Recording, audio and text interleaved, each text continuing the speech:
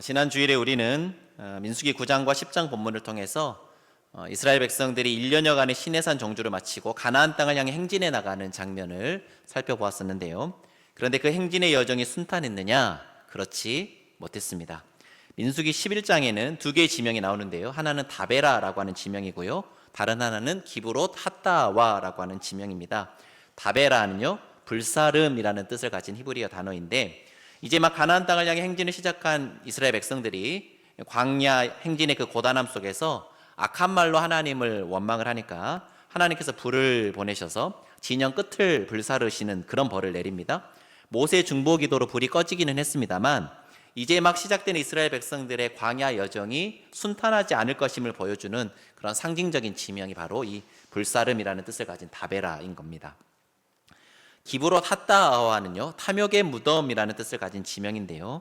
이스라엘 백성들이 광야 행진하면서 먹을 것이 만나밖에 없다, 망나 먹는 거 너무 지겹다, 고기 달라 그렇게 원망하고 불평하면서 막 심지어 목 놓아 울기까지 하자 하나님께서는 이스라엘 백성들의 진영에 뭘 보내주시냐면 메추라기를 보내주십니다.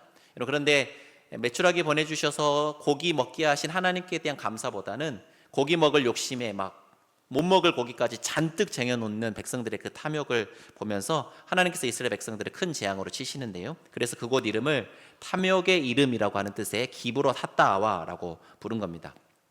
그렇게 11장 다베라 기브롯 핫다와를 지나서 12장에는 무슨 사건이 기록되어 있느냐? 모세 형과 누나인 미리암과 아론이 모세 지도력에 흠집을 내면서 모세 지도력에 도전하는 그런 장면이 기록되어 있습니다. 백성들에게서 시작된 원망과 불평이 지도자들에게까지 확산되고 전염된 그런 장면을 보여주는 것이죠. 그러니까 민수기 10장에서 13장까지 이르는 그 여정은, 즉 시내산에서 출발해서 가데스 바네아까지 이르는 그 여정은 한마디로 어떤 여정이었냐면 원망과 불평이 겹겹이 쌓여가는 그런 여정이었던 것입니다. 그리고 그런 원망과 불평이 쌓이고 쌓여 하나님께 대한 반역으로까지 이르게 된 내용이 오늘 우리가 읽은 본문에 실려 있습니다. 우리가 살펴보진 않았습니다만 시내산에서 가데스 바네아까지 이르는 그 원망과 불평의 여정 중에 오늘 본문에 나오는 반역 사건의 전조라고 부를 수 있는 심상치 않은 장면 하나를 발견할 수 있는데요. 우리 함께 화면에 나오는 민수기 11장 5절 6절 말씀을 우리 한 목소리 읽어보도록 하겠습니다. 민수기 11장 5절 6절입니다. 시작. 우리가 애굽에 있을 때에는 값없이 생선과 오이와 참외와 부추와 파와 마늘들을 먹은 것이 생각나거늘 이제는 우리의 기력이 다하여 이 만나 외에는 보이는 것이 아무것도 없도다 하니. 여러분, 제가 노란색으로 표시해온 애굽에 있을 때에는 거기 주목해 볼 필요가 있습니다. 사실 이스라엘 백성들은 애굽에서 아주 고된 노동에 시달리면서 인간 이하의 고통스러운 삶을 살지 않았습니까? 그런데 그런 노예들을 긍휼히 여기신 하나님께서 권능의 손으로 그들을 이끌어내셔서 자유인으로 삼아주신 거죠. 그러니 아무리 광야 여정이 고되고 힘들다고 하더라도요, 이스라엘 백성들이 입 밖에 내서는 안 되는 말이 있었는데 그 말이 무엇이냐면 애굽에 있을 때가 좋았어 라고 하는 말입니다. 여러분, 이 말은 이스라엘을 구원하신 하나님의 그 구원 역사를 전면으로 부정하고 부인하는 그런 말이기 때문에 해서는 안 되는 말이었어요. 여러분, 애굽에 있을 때가 좋았어라고 하는 말, 우리로 치자면 어떤 말이 되냐면요, 하나님 모를 때가 좋았어, 그런 말인 겁니다. 하나님 백성으로 사는 거 너무 지겹고 힘들어, 나 구원 안 받아도 좋으니까 내 마음대로 살 거야, 그런 말이 애굽에 있을 때가 좋았어 라는 말인 거죠. 고된 광야 여정 중에서 자꾸 백성들의 고개가 어디로 돌아가냐면요, 애굽으로 돌아가고 있습니다. 그러니까 하나님께서 그 애굽으로 돌아가려고 하는 그 백성들의 고개를 다시 어느 쪽으로 돌리게 하기 위해서 가나안 땅으로, 이스라엘 백성들이 나아가야 할 그 약속의 땅으로 그 고개를 돌리시기 위한 특단의 조처가 무엇이었냐면 가나안 땅을 정탐하도록 하신 것이었는데요. 우리 함께 오늘 우리가 읽은 본문의 도입에 해당하는 민수기 13장 1절 2절 말씀을 우리 한 목소리를 읽어보도록 하겠습니다. 1절 2절 말씀입니다. 시작. 여호와께서 모세에게 말씀하여 이르시되 사람을 보내어 내가 이스라엘 자손에게 주는 가나안 땅을 정탐하게 하되 그들의 조상의 가문 각 지파 중에서 지휘관 된 자 한 사람씩 보내라. 하나님께서는 이스라엘 각 지파에서 지휘관 된 사람 한 사람씩을 뽑아서 12명이 되겠죠. 정탐꾼 삼아서 가나안 땅을 정탐하라고 지시를 하는데요. 여러분, 가나안 땅을 정탐하게 하시는 의도는 무엇이냐면 하나님께서 약속하신 땅에 대한 기대와 소망을 갖게 하셔서 이스라엘 백성들로 하여금 그 땅을 향해 나아갈 수 있는 동력을 일으키기 위해서 하나님께서 정탐을 하라고 하신 것입니다. 더 이상 옛적 과거에 붙잡히지 않고 또 현재 어려움에 얽매이지 않고 새로운 소망을 향해 나아갈 수 있도록 하시기 위해서 하나님은 가나안 땅을 정탐하도록 하신 것이죠. 여러분, 이러한 하나님의 의도가 이 정탐하다라고 하는 히브리 단어에 담겨 있습니다. 여러분, 정탐하다라고 번역된 히브리어가 투르라고 하는 단어인데요. 이 투르는 정찰하다라는 뜻 외에 지혜를 얻기 위해 살피다, 또 장사를 위해 돌아다니다, 뭐 이런 뜻으로 사용되는 그런 단어입니다. 여러분, 우리는 흔히 정탐하면 좀 군사적인 목적의 정탐, 정찰 이런 걸 생각하기 쉬운데 투르에는 그런 뜻이 안 담겨 있어요. 여러분, 그 군사적인 목적으로 정찰하다, 정탐하다 할 때는 라갈이라고 하는 히브리어를 씁니다. 투르는 그럴 때 쓰는 단어가 아니죠. 그러니까 이번에 정탐의 목적은 군사적 의미의 정찰이라기보다는 앞으로 가게 될 땅을 미리 알아보기 위한 일종의 답사 같은 정탐이었다, 그렇게 볼 수 있겠습니다. 그래서 뭐 가져오라고 하냐면요, 그 땅에 과일 가져오라고 하잖아요. 실과 가져오라고 하잖아요. 그러니까 그게 군사적인 목적의 정찰이 아니라 그 땅의 어떠함을 알아보기 위한 답사 차원의 정탐이었다는 것을 우리가 알 수 있죠. 여러분, 그렇다면 그 답사팀이 해야 할 일이 무엇이었을까요? 그 땅에 대한 객관적인 정보를 수집해서 가감없이 전달하는 것이 답사팀이 해야 할 일이었습니다. 그리고 이 일을 아무나 할 수 없는 일이기 때문에 각 지파에서 지도자급 된 인물을 차출을 해서 답사를 맡긴 겁니다. 여러분, 그렇게 40일간의 답사를 마치고 정탐꾼들이 돌아와서 이스라엘 백성들에게 행한 그 답사 보고가 오늘 본문 민수기 9장 25절에서 29절에 기록되어 있는데요. 우리 함께 민수기 9장 25절에서 29절까지 말씀 한 목소리 읽어보겠습니다. 시작. 40일 동안 땅을 정탐하기를 마치고 돌아와 바란 광야 가데스에 이르러 모세와 아론과 이스라엘 자손의 온 회중에게 나아와 그들에게 보고하고 그 땅의 과일을 보이고 모세에게 말하여 이르되 당신이 우리를 보낸 땅에 간즉 과연 그 땅에 젖과 꿀이 흐르는데 이것은 그 땅의 과일이니이다.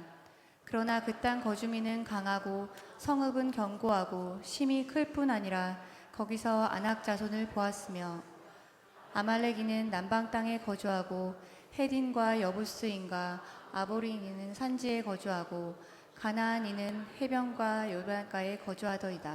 여러분, 정탐꾼들이 한 이 답사 보고의 내용을 한 문장으로 정리하자면 이렇습니다.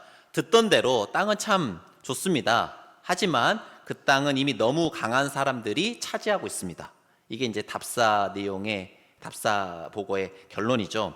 여러분, 그러나라고 하는 이 역접 접속사가 마음에 걸리긴 합니다만 그런대로 여기까지는 객관적인 정탐 보고라고 할 수 있습니다. 그런데 답사팀의 그 정탐 보고를 들은 이스라엘 백성들이 웅성대기 시작한 겁니다. 여러분, 무엇을 듣고 그랬을까요? 젖과 꿀이 흐르는 땅이다라는 소리를 들었으면 와, 감탄을 했어야 될 텐데 웅성대기 시작했다는 것은 그 뒤에 있는 내용, 젖과 꿀이 흐르는 땅이라고 하는 긍정적인 보고보다는 그 땅에 사는 백성들이 힘이 강하다. 여러분, 여기에 뭐가 함축되어 있습니까? 그러니 우리가 가서 차지할 수 없을 것이다 라고 하는 부정적인 뉘앙스의 보고를 듣고 이스라엘 백성들이 거기에 마음이 사로잡힌 겁니다. 여러분, 그렇게 이스라엘 백성들의 마음이 부정적인 방향으로 흘러가기 시작하자 이를 차단하고 긍정적인 방향으로 그 백성들의 마음을 돌이키기 위해서 누가 나서냐면요, 갈렙이 나서는데요. 우리 함께 오늘 본문 민수기 13장 30절 말씀을 한 목소리 읽어보겠습니다. 30절입니다. 시작. 갈렙이 모세 앞에서 백성을 조용하게 하고 이르되 우리가 곧 올라가서 그 땅을 취하자 능히 이기리라 하나. 여러분, 갈렙은 어디에 집중을 하고 있냐면 그 땅이 하나님께서 약속하신 대로 젖과 꿀이 흐르는 땅이라는 사실에 집중을 합니다. 여러분, 하나님께서 약속하신 땅이니까 하나님께서 그 약속대로 땅을 주실 것이다 라는 것이 이제 갈렙의 주장이었던 거죠. 하지만요, 이러한 갈렙의 주장은 여러 사람들의 소리에 묻히고 마는데요. 여러분, 오늘 본문을 보시면 본문 구조 속에서도 그런 게 담겨 있습니다. 여러분, 30절에 갈렙의 주장이 짧게 나오는데 그 앞뒤를 누가 무엇이 둘러싸고 있냐면 다른 정탐꾼들의 말이, 긴 정탐꾼들의 말이 둘러싸고 있습니다. 그러니까 정탐꾼들 말 사이에 갈렙의 말이 파묻혀 있는 그런 구조라고 할 수 있겠죠. 여러분, 하나님의 약속을 붙들고 하나님의 약속대로 그 땅을 향해 나아가자라고 주장하는 이 갈렙의 목소리가 들리지 못하게 만든 다른 정탐꾼들의 소리가 오늘 보면 민수기 13장 31절에서 33절까지 말씀에 실려 있는데요. 우리 함께 한 목소리로 31절에서 33절까지 말씀 읽어보도록 하겠습니다. 시작. 그와 함께 올라갔던 사람들은 이르되 우리는 능히 올라가서 그 백성을 치지 못하리라. 그들은 우리보다 강하니라 하고 이스라엘 자손 앞에서 그 정탐한 땅을 악평하여 이르되 우리가 두루 다니며 정탐한 땅은 그 거주민을 섬기는 땅이요 거기서 본 모든 백성은 신장이 장대한 자들이며 거기서 네피림 후손인 아낙 자손의 거인들을 보았나니 우리는 스스로 보기에도 메뚜기 같으니 그들이 보기에도 그와 같았을 것이니라. 여러분, 갈렙이 가나안 땅이 하나님께서 약속하신 대로 젖과 꿀이 흐르는 땅이다, 그 땅에 집중했던 것과는 달리 나머지 정탐꾼들은 무엇에 집중을 하냐면요, 땅보다는 그 땅을 차지하고 있는 강대한 주민들에게 집중을 합니다. 크고 견고한 성읍들과 강대한 주민들에게 집중을 하니까요, 그들 눈에 무엇이 크게 들어왔냐면 그들과 비교되는 초라한 자신들이 눈에 들어온 거죠. 여러분, 사실 이스라엘 백성들은 얼마 전까지만 하더라도 어떤 신세였습니까? 애굽의 노예 신세였습니다. 그런 자신들과 비교해 봤을 때 가나안 땅 사람들은 견고한 성읍을 갖추고 있고 강력한 군사력을 갖추고 있고 높은 수준의 문명을 이루고 있는 것처럼 보였던 거죠. 그러니 자신들이 더욱 작고 초라하게 여겨진 것입니다. 여러분, 그래서 갈렙과 여호수아를 제외한 나머지 10 정탐꾼들은요, 자신들이 보고 온 그 객관적인 사실마저도 왜곡하는데요. 여러분, 처음 보고할 때만 하더라도 가나안 땅 어떤 땅이라고 했습니까? 젖과 꿀이 흐르는 땅이다, 그렇게 보고를 했는데 이제는 그 땅이 어떤 땅이라고 악평을 하느냐? 거주민을 삼키는 땅이다, 그렇게 악평을 하기 시작합니다. 자신들이 가질 수 없는 땅이라고 생각하니까 자신들이 보고 온 그 객관적인 정보까지도 왜곡해서 자신들이 그 땅에 들어가지 말아야 할 근거로 삼아버린 것입니다. 같은 땅을 보고 왔습니다. 땅에 대한 평가도 동일했습니다. 그런데 갈렙과 나머지 정탐꾼들의 보고가 이토록 차이가 난 이유가 무엇입니까? 갈렙과 나머지 정탐꾼들이 바라보는 그 지점이 달랐기 때문입니다. 갈렙은 땅을 정탐한 후에 그 시선을 어디에 두었느냐? 약속대로 그 땅을 주실 하나님, 거기가 약속의 땅이니까요, 그 약속을 이루실 하나님께 그 시선을 두었습니다. 하지만 나머지 정탐꾼들의 시선은 어디를 향했습니까? 가나안 땅 주민들에 비해 작고 초라해 보이는 자기 자신에게로 그 시선이 향했습니다. 그 결과 그들은 자신들이 무엇과 같다 여기게 되었느냐? 메뚜기 같다, 그렇게 여긴 것이죠. 주중에 아버지께서 검사 받으실 일정이 있으셔서 세브란스 병원에 다녀왔는데요, 검사 받고 계시는 그 중간에 텀이 있어서 제가 아내와 함께 연대 교정을 잠깐 거니는 시간을 가졌습니다. 제가 연세대 97학번입니다. 97년도 입학을 했는데 우여곡절이 많아서 2007년에 졸업을 했습니다. 10년간 학교를 다녔죠. 뭐 학교만 다닌 건 아닙니다만은. 그런데 2007년 2월에 있었던 졸업식에도 제가 참석을 안 했거든요. 신대원 준비 공부한다고 참석을 안 했기 때문에 제가 마지막으로 연대 교정을 밟았던 게 2006년이더라고요. 여러분, 올해가 2026년이니까 제가 몇 년 만에 연대를 간 겁니까? 20년 만에 제가 모교 교정을 방문을 한 셈이 됩니다. 오랜만에 학교 교정을 거닐다 보니까요, 새록새록 예전 생각들이 났는데, 특히 제가 이제 아내와 함께 학교를 가니까 아내와 얽혀 있었던 그 일화들이 좀 생각이 났어요. 그럼 제가 여러 차례 말씀을 드렸습니다만은 제가 대학교 다닐 때 결혼했다는 거 이제는 아시죠, 여러분들? 대학교 3학년 때 결혼해서 4학기 동안 제가 유부남으로 학교를 다녔습니다. 그러던 어느 날 하루는 이제 아내가 제 학교를 찾아온 겁니다. 찾아왔는데 그때 이제 수화가 있었기 때문에 어떻게 왔을까요?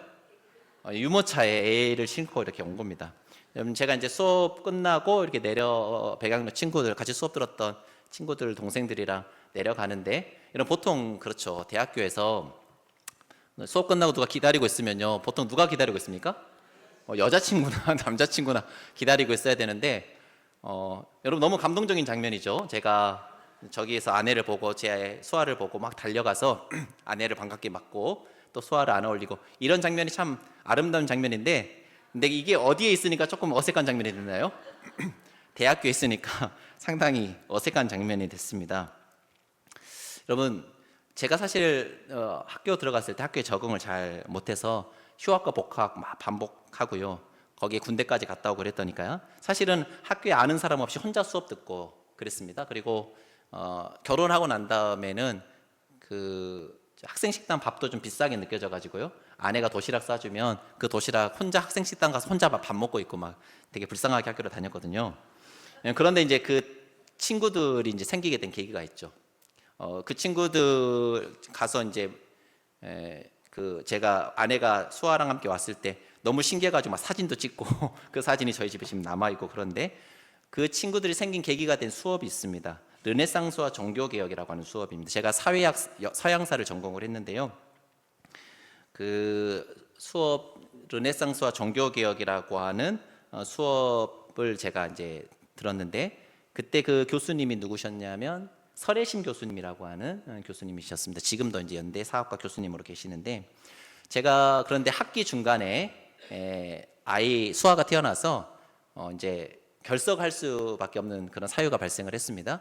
제가 당시 수업을 듣고 있었던 모든 교수님들께 다 아이가 태어나서 좀 다음 수업에 못 나온다 그렇게 이야기하고 빠졌는데, 다른 교수님들은 다 잠잠하셨는데 이 설혜심 교수님이라고 하는 분만 반 애들한테 이야기를 한 거예요. 얘들아, 인성이 애 낳으러 갔단다 이렇게 이야기를 했습니다.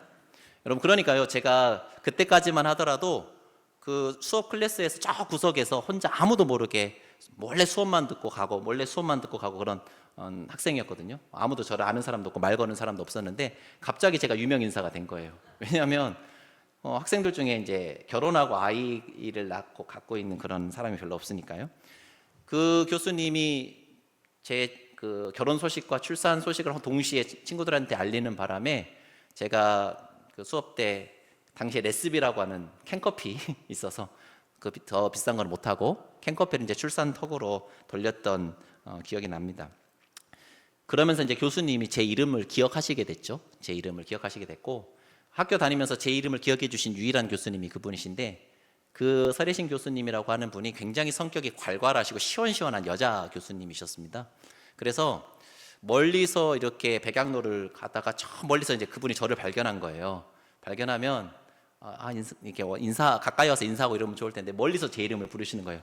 인성아, 얘 잘 크냐? 이렇게 제가 막 굉장히 창피하고 막 이랬던 기억이 납니다.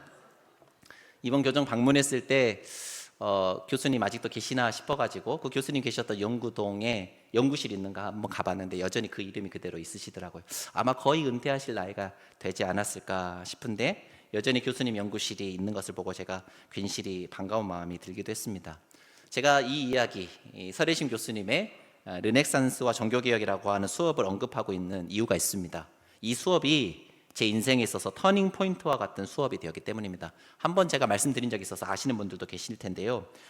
이 수업을 듣기 전만 하더라도요, 저는 이른바 무슨 의식에 사로잡혀 있었냐면 메뚜기 의식에 사로잡혀 있었습니다. 여러분, 시골에서야 공부 좀 한다고 해서 나름 괜찮다는 대학교로 진학을 했습니다만, 여러분, 제가 어렸을 적부터 그 시골 학교 선생님들로부터 무슨 이야기를 계속 듣고 자랐냐면요, 도시 학생들에 비하면은 너희는 아무것도 아니라는 이야기를 많이 듣고 자랐어요. 광주나 뭐 서울이나 이런 대도시에서 공부 잘하는 학생들에 비하면 너희는 아무것도 아니야. 물론 이제 자극 주시려고 그랬겠죠. 더 공부 열심히 해야 된다라고 하는 자극을 주시기 위해서 그런 말씀들을 하셨겠습니다만은, 워낙 많은 선생님들이 그런 얘기를 하니까요, 저는 그런 줄 알았어요. 그런 학생들에 비하면 우리는 되게 부족하고 공부 따라갈 수 없어, 이런 생각을 제가 내면에다가 이렇게 박아놓고 살았던 거죠. 그런데 제가 처음 이제 대학교에 진학해가지고 이른바 그 대도시 학생들을 제가 만난 겁니다. 그러니까 제가 아주 당당하게 대학을 다녔겠습니까? 아주 위축돼서 다녔겠습니까? 위축돼서 다녔어요. 그 친구들에 비해서 제가 아주 실력이 없어 보였고요. 그래서 학교 수업을 따라가는 것이 버겁게 느껴졌습니다. 그러다 보니 학교 가는 게 재밌었을까요? 재미가 하나도 없었어요. 재미가 없으니까 잘 갔을까요? 안 갔을까요? 잘 안 갔어요. 잘 안 갔으니까 성적이 나왔을까요? 안 나왔어요. 성적이 안 나오니까 학교를 가고 싶을까요? 안 가고 싶을까요? 안 가고 싶었어요. 그 악순환의 고리 속에서 제가 학교를 다니다 말다 그랬던 거죠. 그런데 변수가 생긴 겁니다. 혼자 있을 때는 다니다 말다 그럴 수 있었는데, 결혼을 해서 처자식이 생기니까 다니다 말다 할 수 없는 거예요. 빨리 졸업하고 신대원 가서 교육 전도사라도 돼야지 가정 경제 이바지할 것 아닙니까? 그래서 어쩔 수 없이 이제 수업을 빡빡하게 들어야 되는 그런 상황이 됐는데, 그런데 이제 르네상스와 종교개혁이라고 하는 수업을 제가 이제 신청해서 들을 수밖에 없었어요. 학점을 채웠어야 되니까요. 근데 그 과목이 이 설혜신 교수님 굉장히 빡빡하게 수업을 하시는 교수님이셨기 때문에 웬만한 고수들 아니고서는 좀 신청하기 쉽지 않은 이렇게 엄두를 내지 못하는 그런 과목이었습니다. 그럼 실제로 고수들이 많이 와가지고요. 그 중에 어떤 학생이 있었냐면, 저는 한국어 자료도 겨우 읽어갈까 말까 그러는데, 그 중에 외고 애들이 그렇게 많았다니까요. 주변에 영어 잘하고 뭐 이런 애들이 많았어요. 영어 자료, 독일어 자료, 프랑스어 자료, 한국어 자료는 기본이고, 이런 자료들 다 읽고 발표할 때 그런 자료들 다 인용해가지고 발표하고, 그러니까 제가 더 무엇처럼 느껴졌겠습니까? 메뚜기처럼 제가 더 느껴졌어요. 여러분, 제가 그러면 막 도망갔거든요. 예전에는 위축되고 포기하고 싶고 도망가고 싶고, 그런데 그럴 수가 없으니까 제가 그때 무엇을 결단하고 했냐면 새벽에 기도를 했습니다.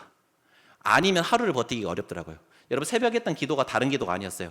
오늘 하루도 좀 버틸 수 있는 힘을 달라고, 오늘 하루도 내가 이 과업을 감당할 수 있는 힘을 달라고 그렇게 기도를 했습니다. 그래서요, 겨우겨우 그 학기를 잘 버티고 견뎌내서 학교를 잘 마쳤는데, 그런데 다른 수업들과는 달리 그 설혜심 교수님은요, 어떻게 늘 학기를 마무리하셨냐면요, 과제를 내주고 과제를 이제 나름대로 코멘트를 다시고 평가를 하신 다음에 마지막에 교수님 연구실에 들려서 그 과제에 대한 피드백을 선생님한테 직접 들으면서 과제를 받는 것으로 마무리가 되었습니다. 여러분, 근데 교수님이 되게 괄괄하고 좀 이렇게 센 분이시기 때문에 연구실 찾아가는 게 되게 무서웠어요. 무서웠는데 그런데 실제로 제가 교수님 대기실, 연구실 밖에서 기다리고 있는데 안에서 피드백 들어갔던 학생이 좋은 소리 못 듣는 거예요. 이것도 페이퍼로 사왔어, 막 약간 이런 소리가 들리는 거예요. 제가 굉장히 무서운 마음에, 그리고 막 그 여학생이 울고 나오고 그러니까 제가 되게 무서운 마음에 들어갔는데, 그 교수님 제 이름 안다고 했죠. 기억 못 하셨을 법한데 악인한 것 때문에 기억하셨단 말이에요. 저를 딱 보더니 얼굴이 풀리셨어요. 앞에 막 화를 내시다가 얼굴이 딱 풀리시더니 제가 제출한 과제에 대해서 극찬을 하셨습니다. 극찬을. 저는 막 되게 어떻게 해야 될지 몰라서 겨우겨우 써서 낸 과제인데, 안 그래도 앞에 있는 학생뿐만 아니라 지금까지 왔던 학생들에게 페이퍼는 이렇게 쓰는 거야, 소논문은 이렇게 쓰는 거야 하면서 제 거를 샘플로 보여주고 계셨답니다. 그리고 그 과제가 30점 만점짜리 과제였는데 32점을 주셨어요. 그리고 과제 저한테 내어주셔야 하니까 내주시기 전에 과제를 복사하신 다음에 다른 학생들한테 보여줘야 되니까 복사하시겠다 그러시면서 복사하시고 난 다음에 과제를 저에게 주셨고, 자기 밑으로 전공하러 올 생각 없냐고 이제 그런 말씀도 하셨습니다. 얼떨떨한 마음에 이제 그 연구실을 나오긴 나왔는데요. 그 순간 제 마음을 옥죄고 있던 사슬 하나가 뚝 끊어지는 그런 느낌이 들었습니다. 다른 사람과 비교할 때 말할 수 없이 내가 작아 보였던, 메뚜기처럼 느껴졌던 그 열등감의 사실 그 비교의식의 사슬이 뚝 끊어진 겁니다. 아하, 내가 부족한 게 아니었구나, 충분히 할 수 있었던 거구나, 내가 스스로 나를 그렇게 가두었던 것이지 하나님은 나를 그렇게 만드시지 않으셨구나. 물론 나는 부족하고 연약하지만, 여러분, 제가 그 학기를 제 힘으로 다닌 게 아니라는 걸 제가 잘 알고 있었어요. 새벽에 제가 뭐 했다 그랬죠? 기도했다 그랬잖아요. 하나님이 버틸 수 있는 힘을 주시고 지혜를 주셔서 제가 그 학기를 감당했다는 걸 제가 잘 알고 있었거든요. 하나님께서 붙들어 주시면 무엇이든지 얼마든지 할 수 있는 것이구나. 그날 이후로 제 삶이 달라졌습니다. 다른 사람과 비교할 때 오는 부족함과 연약함 핑계 삼아서 내가 맞닥뜨려야 하는 벽에서 자꾸 도망치던 그런 저였는데, 나를 붙들고 계신 하나님의 손 의지해서 담대히 그 담을 향해 뛰어오를 수 있는 그런 삶의 모습으로 제가 변화된 겁니다. 옆 사람과 이렇게 인사할까요? 이렇게 인사하겠습니다. 하나님이 함께 하시면 능히 할 수 있습니다. 한 번 더 이렇게 인사할까요? 사람들의 평가보다 하나님의 말씀을 붙듭시다. 아멘이십니까? 여러분, 가나안 땅을 약속하신 하나님을 바라본 것이 아니라 그 땅을 차지하고 있던 강대한 원주민들을 바라보고 그들보다 작고 초라해 보이는 자신들의 메뚜기처럼 여긴 정탐꾼들의 그 부정적인 보고를 들은 이스라엘 백성들의 반응이 오늘 보면 14장 1절에서 4절에 기록되어 있는데요. 우리 함께 민수기 14장 1절에서 4절까지의 말씀을 한 목소리 읽어보겠습니다. 시작. 온 회중이 소리를 높여 부르짖으며 백성이 밤새도록 통곡하였더라. 이스라엘 자손이 다 모세와 아론을 원망하며 온 회중이 그들에게 이르되 우리가 애굽 땅에서 죽었거나 이 광야에서 죽었으면 좋았을 것을. 어찌하여 여호와가 우리를 그 땅으로 인도하여 칼에 쓰러지게 하려 하는가? 우리 처자가 사로잡히리니 애굽으로 돌아가는 것이 낫지 아니하랴. 이에 서로 말하되 우리가 한 지휘관을 세우고 애굽으로 돌아가자 하매. 여러분, 하나님은 이스라엘 백성들에게 젖과 꿀이 흐르는 땅 주시기 위해서요, 그들 애굽에서 이끌어내셨고 놀라운 권능의 손으로 광야 여정 중에도 그들을 지키시고 보호하셔서 여기까지 이르게 하셨단 말이에요. 그런데 그간 그토록 하나님의 놀라운 권능을 이스라엘 백성들 눈으로 목도했음에도 불구하고 하나님을 붙들기보다 눈에 보이는 부정적인 상황과 귀에 들려오는 부정적인 말들이 압도되어서 더 이상 하나님의 백성으로 살아가지 않기로 결정을 해버린 겁니다. 여러분, 제가 앞에서 말씀드렸죠. 아무리 어렵고 힘들다 하더라도 해도 되는 말이 있고 절대 해서는 안 되는 말이 있는데 이스라엘 백성들 그 말 해버린 거예요. 애굽으로 돌아가자. 여러분, 이 말은 그들을 구원하신 하나님 전면 부인하고 부정하는 말이고 하나님의 백성으로 부름받은 자신들의 정체성을 완전히 포기해버리는 그런 말이었던 겁니다. 그렇게 이스라엘 모든 회중이 애굽으로 돌아가자라고 하는 그 반역의 기운에 휩쓸려 있을 때 자신들의 목숨을 걸고 이스라엘 회중 앞에 서서 그들을 그 반역의 길에서 돌이키고자 고군분투했던 두 사람이 바로 여호수아와 갈렙인데요. 우리 함께 마지막으로 오늘 본문 민수기 14장 6절에서 9절까지의 말씀을 한 목소리 읽어보겠습니다. 6절에서 9절입니다. 시작. 그 땅을 정탐한 자 중 눈의 아들 여호수아와 여분네의 아들 갈렙이 자기들의 옷을 찢고 이스라엘 자손의 온 회중에게 말하여 이르되 우리가 두루다니며 정탐한 땅은 심히 아름다운 땅이라. 여호와께서 우리를 기뻐하시면 우리를 그 땅으로 인도하여 들이시고 그 땅을 우리에게 주시리라. 이는 과연 젖과 꿀이 흐르는 땅이니라. 다만 여호와를 거역하지는 말라. 또 그 땅 백성을 두려워하지 말라. 그들은 우리의 먹이라. 그들의 보호자는 그들에게서 떠났고 여호와는 우리와 함께 하시느니라. 그들을 두려워하지 말라 하나. 여호수아와 갈렙 다시 한번 하나님의 약속을 붙들고 이야기를 하는 겁니다. 하나님께서 약속하신 그 땅은 심히 아름다운 땅이다. 젖과 꿀이 흐르는 땅이다. 그래서 하나님께서 그 땅을 우리에게 주시겠다라고 약속하셨으니까 하나님이 우리를 기뻐하시면, 즉 우리가 여호와 하나님을 온전히 믿고 의지함으로 담대히 그 땅을 향해 나아가면 하나님께서 반드시 우리에게 그 땅을 주실 것이다. 그러니 강대해 보이는 그들 바라보지 말고 초라해 보이는 우리의 모습도 바라보지 말고 우리와 함께 하시는 하나님을 바라보자. 하나님께서 반드시 우리와 함께 하셔서 약속의 땅으로 우리를 인도하실 것이다. 이렇게 자신들을 돌로 치려 하는 백성들 앞에서도 두려워하지 않고 담대하게 외쳤던 것입니다. 사랑하는 성도 여러분, 오늘 본문의 배경이 되는 이 가데스 바네아는 일종의 분수령입니다. 하나님의 약속을 붙들고 앞으로 나아가서 하나님의 뜻을 성취하느냐, 아니면 두려움에 사로잡혀서 하나님 뜻 저버리고 뒤로 후퇴하다가 멸망하느냐를 가름하는 분수령이 바로 가데스 바네아였던 것입니다. 과거로 후퇴할 것이냐, 아니면 미래를 향해 나아갈 것이냐, 하나님 말씀을 따를 것이냐, 아니면 인간적인 판단과 계산을 따를 것이냐, 그 분수령이 바로 가데스 바네아인 것입니다. 사랑하는 성도 여러분, 혹 여러분 앞에 도저히 넘지 못할 것처럼 보이는 크고 견고한 현실의 벽이 놓여 있습니까? 다른 이들과 비교했을 때 작고 초라해 보이는 나의 부족함과 연약함이 자꾸 눈에 들어오십니까? 하나님께서 가라 명하시는 길이 있는데 인간적인 계산으로 각을 재면서 주저주저하고 머뭇머뭇거리고 계시지는 않습니까? 바로 그 가데스 바네아가 여러분 앞에 펼쳐져 있다면요, 시간 다시금 하나님의 약속의 말씀을 붙드실 수 있기를 바랍니다. 하나님께서 우리를 기뻐하시면, 곧 우리가 하나님의 기쁨이 되는 삶을 선택한다면 하나님께서 반드시 우리와 함께 하셔서 능히 그 땅을 차지하고 정복할 수 있도록 우리를 인도해 가실 것입니다.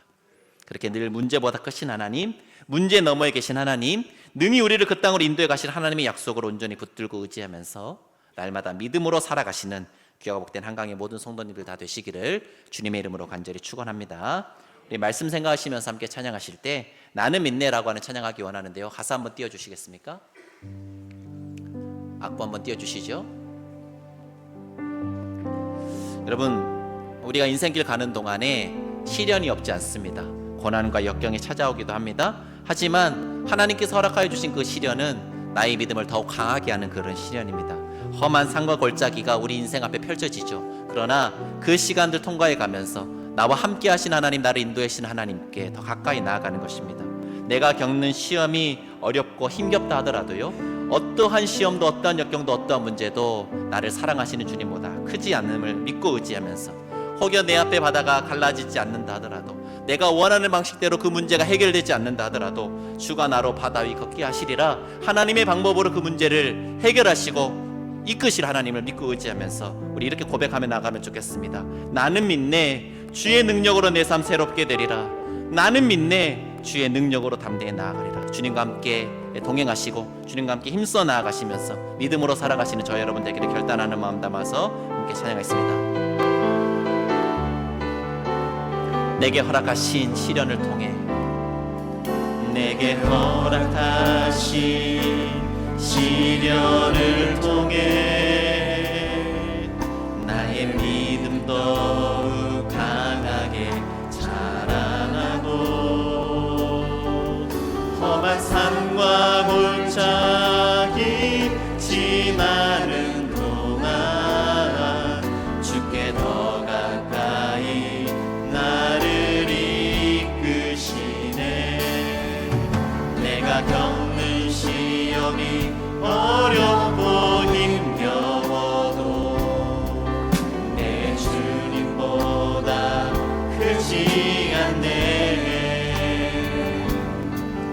내 앞에 바다가 갈라지지 않으면 주가 나로 바다 위 걷게 하리. 나는 믿네, 주의 능력으로 내 삶 새롭게 되리. 나는 믿네, 주의 능력으로 담대히 나가리라. 주와 함께 싸워 승리하리라. 날마다 믿음으로 나. 네, 한 번 더 찬양하며 나갑시다. 내게 허락하신 시련을 통해, 내게 허락하신 시련을 통해 나의 믿음 더욱 강하게 자라나고, 험한 산과 골짜기 지나는 동안 주께 더 가까이 나를 이끄시네.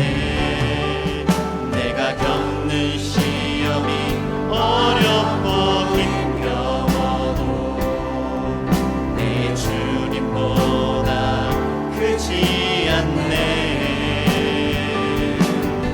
내 앞에 바다가 갈라지지 않으면 주가 나로 바다 위 걷게. 우리 믿음으로 선포합시다. 나는 믿네, 나는 믿네, 주의 능력으로 내 삶 새롭게 되리. 나는 믿네, 주의 능력으로 담대히 나가리라. 주와 함께 싸워 승리하리라. 날마다 믿음으로 우리 마지막으로 고백하며 나갑시다. 나는 믿네, 나는 믿네, 주의 능력으로 내 삶 새롭게 되리. 나는 믿네, 주의 능력으로 담대히 나가리라. 주와 함께 싸워 승리하리라. 날마다 믿음으로 나 살아, 날마다 믿음으로 나 살아가리라. 날마다 믿음으로 나. 우리 마지막으로 고백합시다. 날마다 믿음으로 나 살아가리. 날마다 믿음으로 나 살아가리. 우리를 기뻐하시고 늘 우리와 함께 하시는 임마누엘의 하나님, 광야 같은 인생길 걸어갈 때 졸지도 주무시지도 않으시고 늘 불기둥과 구름기둥으로 우리를 지켜주시고 매일의 만나로 우리를 먹이시는 그 신실한 은혜에 감사와 찬양을 올려드립니다. 때로 그 광야 같은 인생길 걸어가면서 만나게 되는 견고한 현실의 벽 앞에 섰을 때 눈에 보이는 그 현실에 압도되지 않고 초라하고 연약해 보이는 나 자신의 모습에 실망하지 않고 그 현실보다 크신 하나님, 능히 그 현실을 뛰어넘게 하실 전능하신 하나님을 온전히 붙들고 의지하면서 날마다 담대히 믿음으로 살아나가는 우리 모두가 되게 하여 주옵소서. 감사와 찬양을 드리며 이제는 우리 주 예수 그리스도의 은혜와 아버지 하나님의 다음 없으신 사랑하심과 성령님의 감동 감화비로 교통하심이 가데스 바네아 그 삶의 분수령 앞에서 우리를 가로막고 있는 견고한 현실의 벽과 초라해 보이는 내 모습 바라보지 않고 능히 그 벽을 뛰어넘게 하실 전능하신 하나님의 약속을 온전히 붙들고 의지함으로 날마다 담대히 믿음으로 나아갈 것을 결단하고 다짐하며 돌아가는 사랑하는 한강교회 성도님들 머리머리 위에와 그들의 가정과 일터 위에, 특별히 하나님이 거하실 거룩한 성전으로 함께 지어져갈 우리 한강교회 위에 이제로부터 영원까지 함께 하시기를 간절히 축원하옵나이다. 아멘.